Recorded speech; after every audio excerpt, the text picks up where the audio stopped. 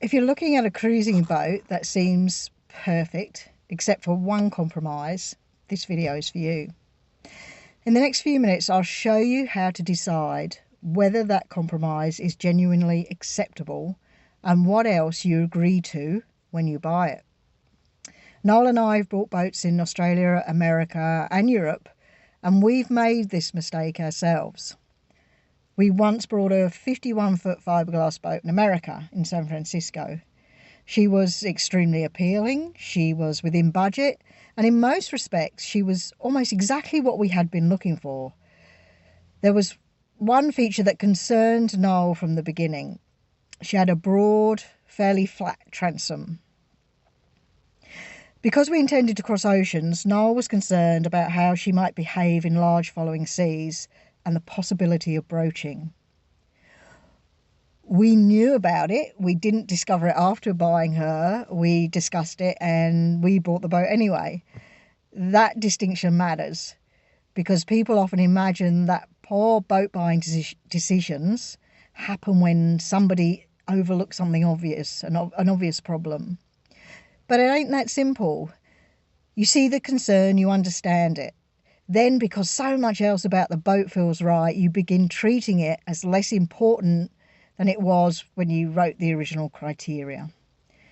We sailed across the Pacific for 2 years, and on one occasion we were sailing in some really challenging weather, and we had two reefs in the main. And our previous boat would have coped with this really well. She had a canoe stern and coped with the big following seas, and we wanted to see what this new-ish boat would do, cope. And she tried to broach, and it was dangerous. We could have reefed a bit further, and we should have adjusted how we were sailing earlier. It would have been too simple to blame the whole incident on the design feature, the sail area, the conditions, or the way we handled the boat. The lesson was that we bought a boat with that characteristics, and we already knew we had to make an adjustment. The compromise didn't disappear because we bought the boat. It became something we had to account for when conditions exposed it. Every boat is a compromise. That part is absolutely true. But the compromises do not all carry the same weight.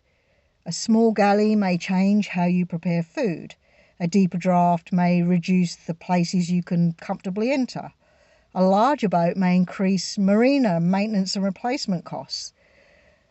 A particular handling characteristic may require you to reef earlier, sail more conservatively, or avoid treating the boat as though she responds like the boat you owned before, like we did. So when somebody says we can live with that, the question should be, what will we need to do differently because of it? That's the part buyers leave out. They decide whether they can emotionally accept the compromise at the time of purchase. They don't always identify how it will change the operation, the cost, maintenance, or use of the boat afterwards. That's why your one-page boat buyer brief must contain more than a list of must-haves and deal breakers. For every acceptable compromise, add 2 questions. What consequence comes with accepting that compromise? What will we need to do differently to manage it? Then bring it back to the purpose of the boat. Does the compromise interfere with the job you are buying the boat to do? If you want a coastal cruiser, a particular compromise may be manageable.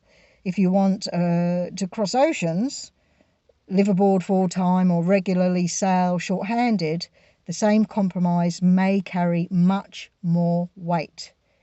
Be honest about the required adjustment. It cannot be something you will remember only when the weather is easy, the budget is healthy, or both people are rested. You have to be willing and able to make that adjustment whenever it's needed. So here's a good task to do. Open your buyer brief and look at every item you have placed under acceptable compromises.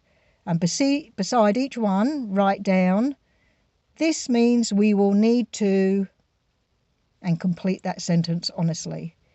If you're not prepared to make that adjustment for as long as you own the boat, it may not belong on the acceptable compromise list.